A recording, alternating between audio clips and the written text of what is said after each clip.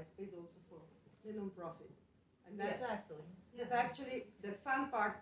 After you translate a manual of, I don't know, machine tools, Yeah. 200 pages of, like drawings, and it's difficult and it's maybe it's well paid, but it's not fun. It's never gonna be. Not to me. Maybe Some people think maybe it's fun. Maybe it's fun. But say that you do this, which is a very technical, and it burns your eyes, and it's midnight, and you like. Then you go and you do this for your community. That is the part that all of us, I think, here live for, enjoy, and nobody wakes up in the morning and say, and I had 200 pages of a contract. Or you get to work on, we just did a series of children's books. Yes. So, we have a Canadian-French translator who works a lot for us for different accounts, and she does mainly cosmetics translation. And it's always the same thing, cosmetics. It's always very tight deadlines. And then when this opportunity came with these children's books, she said to me, I've been wanting to do this all my life. I really want to translate a children's book. And we got a whole series, and she's so happy to do it. It pays a little less, but she says, you know what, I will do it because it's for a publisher, and you know all about that, because publishers don't pay well. But it's a fun project. And so those are kind of like the advantages and disadvantages of high paying, low paying sometimes. But we can all balance it out, I think. Mm-hmm. Yeah. And you're actually reminding me, I don't want to take us too far off topic, but mentioning the French Canadian. So I don't know the range of linguistic skills that we have in the audience tonight. Maybe we can have an interactive session later. But your the funding that's available or the respect that translation gets is heavily influenced by your language pair, right? So my colleague who translates from Czech has a much harder time getting funding for his projects than my colleagues who work from German or from Korean, because the Korean government is doing a really good job right now of supporting that culture. So in terms of thinking about your language pairs, that's another element. I think Canada because by law they have to, a lot of their documentation has to be bilingual. Yeah. And there are other, so consider your language pairs and other, the connections in other countries because there are different standards. Yes, Ask a question. Do you charge by the number of words of the original text when you do a text or a book? When we go to a client, well, we're a little bit of an oddity in our translation world because we try not to charge by the word, because we kind of feel that the whole by the word system cheapens our art and our trade. I mean, we deal with per word rates, yes, with translators because it's an objective measure, right? Mm-hmm. But to clients, we usually charge by project. But he's asking it from English or say that you translate from Source English language or It depends which language it is. Yeah. Actually, in a lot of languages, like the Romance languages, we charge by the target because the translators also charge by the target. Okay? Mm-hmm. But in a lot of other languages, it goes by the source. So there's expansion and shrinkage, Right. generally speaking, unless you get a really unusual text. And then there are the languages that operate by characters, not necessarily word with Latin letters. So it's very complex. There are norms. We were talking about this earlier, that certain countries have, a set page size, whereas the norm here in the U.S. is by the word. So yeah. And it's usually, I mean, the main I think a major standard is by the source, except for maybe French, Spanish, Portuguese, but that's changing too. and all of that. But it's on the verge of changing too. The reason why it's changing is that, oh God, do we have to? Sorry, but automated translation tools, the devil for us, they don't care that it is expands, it doesn't expand. So a lot of larger, I would say, agencies, we don't really do this. A lot of large agencies, they use software that does, automatic translations, English on this side, French on the other. Then they ask her, could you clean it up for me for almost no money? And then nobody cares if it is, longer, shorter, more money, less money, because you still pay by the time that it takes you to fix Clean it. it up, yeah. Now, if you're asking from the point of view of the translator, Mhm. you can always adjust your rate. Right. So let's say just to say something, if I charge 10 cents for Spanish, English into Spanish, and an agency pays by the source, English, I can charge 12 cents Right, for exactly. the English. So in the end, you can Right. It's the same. make the same. It turns out the same. Although not everyone will agree to that. So, you know, you need to be a little bit Yeah, flexible. because objectively, you can always, a client can make the argument that you have 1,000 words of the original, and you translate it to another language, and you don't put 1,000 words, you put 2,500 words. Mhm. So, I met a translator once who, because he was being paid based on the target word count, was consciously using passive voice. To me, this was just, it's such a violation, Right. because that's not that's one way of practicing translation. No, She actually, got paid a little bit more, but that to me is a violation of what, Yes. of the code of what, you know, if, yeah, exactly. So these, you know, I think there's a big difference between doing a label for a cosmetics product that has a set number of words and translating a 500-page novel. Yeah. I can tell you from my experience in book publishing, generally flat rates are negotiated. It is loosely based on a word count, but all of the other elements are factored in. Like, and they change by every single project because it presents unique challenges. We I mean, also- think of yes, it's true. like the Oulipian project of the Georges Perec when he wrote a book not using the letter E. The translator had to respect that constraint. I am not privy to that contract, but something like that, I mean, Yeah. is Well- worth an upcharge. And the opposite is true. You're talking about large, like large projects, but the worst and most difficult translations are the ones that have like 5 words. It's so difficult because labels, cosmetics, we do this We do every this all the day. time, yeah. Every day, and we don't charge by the word. Those are charged by, no, it's too difficult. You can't, because if I have to charge 5 words, I'm not gonna do it. I mean, it takes me 3 days to think of the right translation. You cannot pay me like the 50 cents that maybe you could pay. And those are also some of the most interesting translations. The translations that we as translators, we talk about for a while.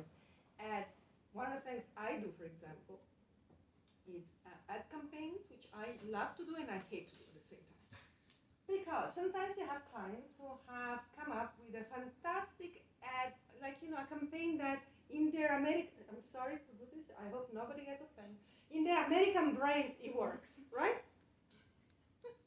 And then they want to do 10 languages. And they come to us and we have these meetings like now, and we explain why is it possible or impossible.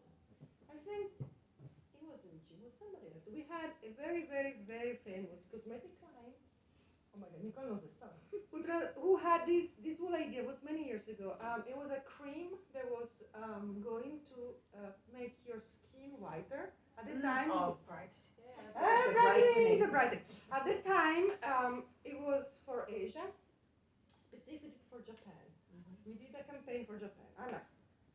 So there is a beautiful, beautiful picture, black and white, of the back of a lady with a corset, like doing like this. And in English, it was like, how was that? Makes your skin. Make your other cheek as white as your other cheek. See, anybody who speaks either whole language thinks, how do I say this in Italian? Because in Italian, I'm going to tell you, this cream that you're spending $350 for this much is going to make your face look like your... So these are the things I live for. These are really interesting for a linguist, for a thinker of culture and things, but also some of the most difficult translations in the world, because translating that sentence, make your face look like your... I think Terrible. It was Terrible. terrible. It was terrible. I had to Change it. And we had there's other examples, Oh. like, So can I ask, is this still being called transcreation? Or was This that one, sort of a moment, right? Transformation, you have to change Yeah. it yeah. based on the culture. Right, You have to right, change but it. that's This one though not- was the preliminary meeting, which we said no, and they said, why not? I was in front of this hotshot on that agency. He is the god of, like, Oh, the art Provocative. directors. Yeah. I am God. I'm like, I'm a translator, but sorry, what are you selling? How are you gonna plaster Tokyo with posters? You It's can't do it. vulgar. It cannot do it. You can. And so then they changed it and they did something else. It doesn't matter. It wasn't me who convinced them. Probably they went and they did some more. Right.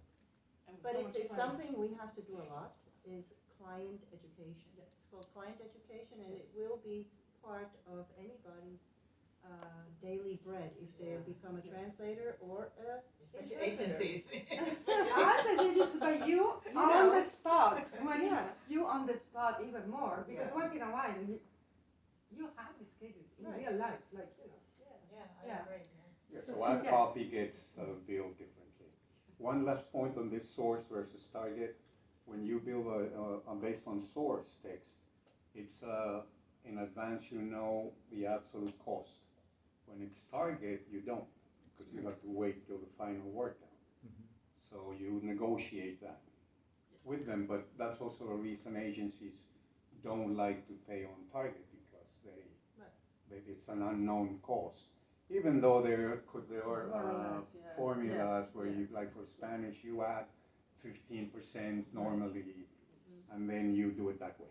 But still, it's not, you don't know the exact amount before. We've been talking about remuneration Yes. now. Right. Can you give us an example of actually how much money is involved to the agency or to the translator? Can you give us a concrete yes. for an article for a magazine, for the New Yorker, for Oh, example? that is, I don't know. You would know. That depends on the translator's lawyer. Because that's New Yorker, I guess. Yeah. Okay, so let's pick another magazine that Yes. doesn't involve a lawyer for the Okay. translator. All right, so, I mean, Magazines? we've done articles from, magazines, and mostly we've done articles from newspapers and magazines for an artist management company who has hired us because they were interested in the reviews of performances, artistic performances, okay? Like ballet, symphonies, and things like that, Columbia Management, okay? Oh, We've translated for them articles. So let's say you translate an article from French into English. Like one of the going rates, like you made an example for Spanish, right? Might be you might be paid like 10 cents per word. That's a going rate from an agency. But it may be different if you're contacted directly by the client, and that's where you have to talk to your peers and see, what is the going rate direct to a client? Because it is different than if you work for an agency. Because when you bill the client directly, you have to go higher. Of course. Oh, And is there a conflict of interest if you're working for an agency and then you also have outside jobs for There the is no client? conflict of No. interest because there's also, I think Chin wants to talk about that. Oh, yeah, There is okay. a code of ethics, as you can be a translator for yourself, for direct clients, and you can work for agencies, but they're, Yeah, I can talk about why that. don't you elaborate Yeah, on that? for example, my client, the Wharton Business School, they hire me directly, so they sign contract with me directly. I do not only interpretation for their exact education, but also I help them translate their curriculums. So I would charge them, let's say, between 20 cents to 25 cents per word, plus formatting. Into Because- Chinese, you mean? Yes, into Into Chinese. Chinese, yes. Because there's sometimes they come in PowerPoint, so they're like Yeah, the formatting. format, Yeah, yeah. yeah. Some are because some are like a PDF image, some like or images. You have to put your Chinese text on top of, so that's extra formatting fee. And then so that's my direct client. And then for my non-direct client, for example, if I get work from Translingual, right? So that's always Translingual's client. I cannot go to them and say, oh, No, of course not. But some people do that, and then those people get on the blacklist, and you do not want to be on the blacklist. That would ruin your reputation. Right. We have NDAs with all our translators, obviously, and with all our clients, because nobody wants their business out. In fact, I didn't tell you which one was and you all wondered, which one was the company was trying to sell the screen? I can say, but So, and that's, I'll chime in with this, because I do think concrete numbers are helpful. And this goes also to, I know later we'll talk about the professional organizations. A lot of organizations are very scared, in fact, they will not cite exact numbers, but I can tell you, so in the United States, we have the Authors Guild, we have the Penn Translation Committee, the ATA is famously reticent, will not. ATA is American American Translator Translator. Association. Yeah. And in the UK, there's the Society of Authors. Now, if you go to these websites, I haven't looked at the ATA in a while, but I know Society of Authors has fought for many years to actually keep this language, but you'll see how they couch it. They basically say, we do not, because every contract is a matter of, for the translator or interpreter and the client to negotiate, we do not give recommendations in terms of rates. In our experience, we have observed that publishers are willing to pay, fill in the blank, for, so the current, let's see, and the Society of Authors just increased it. It had been 95, I believe, British pounds per 1,000 words, and it went up recently, I think, to 100. So that has translated into, let's see, and it, of course this changes by the week, the day, the month, especially with what's happening in the markets right now. Roughly this thing that sticks in my mind is 13 cents per word. So I know of book publishers who say, we observe the UK Society of Authors rate. So we offer $130 US per 1,000 words. Now, I mean, it's up to me whether I want, is there, everything in a contract is negotiable. Well, but within range, because you Yes. know Within a that range, it's yeah. gonna Within be ranges, 12, it's exactly. gonna be 15, it's now gonna be 2. Because the truth is, you're gonna compete with people from outside the United States who approach us, your possible clients, maybe, I don't know, saying 2 cents a word. No problem. Which, by the way, we have the experience, we've known for a long time. These are the first people who say, no, thank you, I don't need your services. Because if you are selling me something for 2 cents a word, means you're not even reading what I'm asking you to translate. There is no way. There is no way. There is no way. And for us, we mostly work with translators in the United States for many reasons. The people we work with who are in India, in China, in Korea a little, because we also have like these, many languages that are required by our clients, and these people have expertise. These people though do not charge 2 cents a word. They're very professional. They all have PhDs in translations. I would feel ashamed in going to Mr. Ganeshan, who I adore, in Razor or Bengali in India, and tell him, look, somebody else has it for 2 cents. I'm like, I would think, it is so unprofessional and unethical. But the reality is that out there, it's a free market after all. And we have no protection, as they said, because what we all belong to in theory is the American Translators Association, and they do not allow for members to discuss any of what we're talking about right now.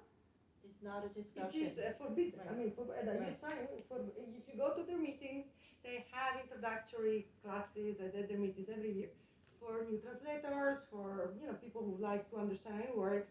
And the caveat is you do not discuss rates ever. And it's because a lawsuit, Yeah. it's You know because why? of a lawsuit happened at some point Oh. in the history, yes, and they had to stay, they legally have to stay away from it. That's what I It was know. around price fixing. It was about price fixing. Okay. But yeah. that's on an But the- association level. So we Exactly. can talk to each other. And I am on the phone every day with colleagues, Right, same language pairs, other language pairs, people who've Right. worked with certain publishers. exactly. And that's, unfortunately, until we have something like a union or some sort of representation or standards, it really is up to us to uphold the professional standards. Exactly. and that means empowering fellow translators. I went to an American Literary Translation Association conference, and there was a panel about, is it possible to make a living as a literary translator? And this panel happens, I think, every single year, but there was a graduate student who'd taken on a job for 4 cents a word from Spanish to English, simply because she said, I couldn't find any information, my professors didn't know, and I went online and I couldn't find information. Yeah, because So if that you don't know, is- you don't know. I mean, you No, exactly. Yeah, So it's, I mean, it's terrible. really important that we all talk to each other all the time. Right. And I'm assuming that my publishing clients talk to each other, just like they should be, although they don't always assume that we translators speak to each other. I'm looking at the clock, I don't know if. Yes, you're right. Right. Down there. Yes. No, you're. We're talking about money Thank too you. much. Oh, you're talking about too much, She has yes. a question. Yeah, Okay. question. Can there be different based on the language? Yes, Of course. Absolutely. it is different. Very different. And that's where the associations in other countries are very helpful. And also, local associations are helpful. So if you, if you want to join the ATA, it's a good idea because it's opening a door to the industry. It's good to network, and you're going to be listed in the ATA, and it helps people find you. But it has its limitations.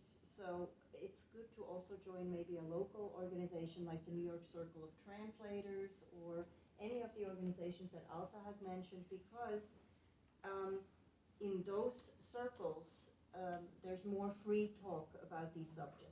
And There's a local. I mean, the ATA, you have to go once a year. You spend so much money just to go there. Your local association is where you go once a month and you meet other people Right. like you, you know. right, and they're very, very much more helpful, I find. Mhm. Also, Also, you know, the just compare notes and things like that. Yeah. And then for specifically, this is more for, there's the EFA in the United States, the Editorial Freelancers Association, they also have sort of a sheet. Their observed rates are lower than anything I have ever charged, but it establishes a floor. Yes. Have any of you ever done simultaneous translations, Yes. like for Oh, big yes. organizations like the UN, for instance? Yes, something like I do a lot. Yes.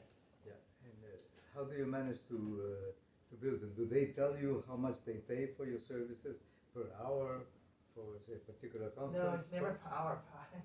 We charge typically either by a session or per day. For example, during the UN week, so typically one session is an hour and a half, 90 minutes. So we charge by session, then plus recording fee. So some people can take different sessions per day. You can make a lot of money during that week. So. And they set the fees. The UN, Sometimes for it's instance. negotiable. Right, right. Even It with the depends. UN. Yeah, even with Like, the you know, UN, yeah, But they don't pay as much as Wall Street right, or Ivy League schools for sure. Right. Yeah. right. Yes. We should probably, if possible, should we keep the questions until after? What do you prefer? Up to to you do? guys. Up to It's you. not enough people to Yeah. Okay. to make it difficult. I mean, if you would like to ask a question.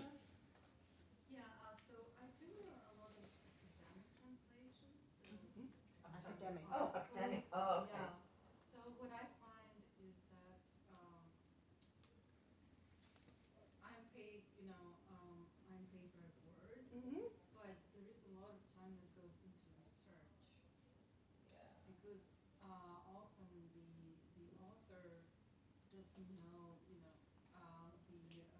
conventions of English, academic literature, how it's done properly. For example, with first names, I translate from Ukrainian and from Russian. So in those languages, you can just use the first letter of the name, but it's not acceptable in English. So I have to go and Figure out. figure out Yep. every single, person that is Takes mentioned. time.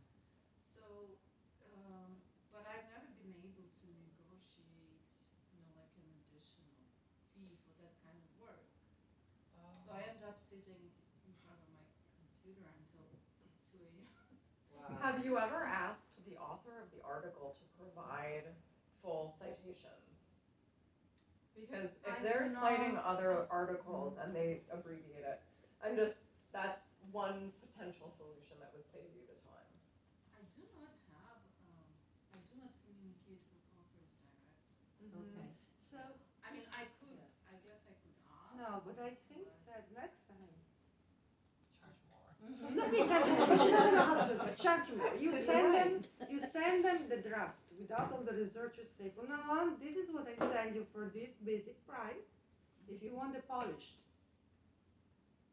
Oh, okay. You pay for proofreading. Research. Usually, I don't know about you work alone perhaps, but we actually as, I also as a translator, I always work with when I translated more, with a proofreader and editor. So what you say in the research is not just on you, you have somebody else. Somebody else, And yeah. the somebody else not gonna do it for free. A final product for us usually is all what you said, research, translation, and then polishing, editing, proofreading, and the client gets the final, and that's why they should pay a little more. But you have to explain to them. You have to show them the difference. This is what you get for, I don't know, $100. This is what you get for $125. Don't you think the $125 is so much better? And they're gonna say yes. I mean, Or they may not understand, but you let them know that, you know, the quality of the original is this, if it's for publication, and yes. in what, you know, you really wanna emphasize that you are doing more than just running it through Google Translate, and, you know, that the conventions are Yeah. different. Right. And that you want it in whatever language it's going into to be as respected and Yes. well researched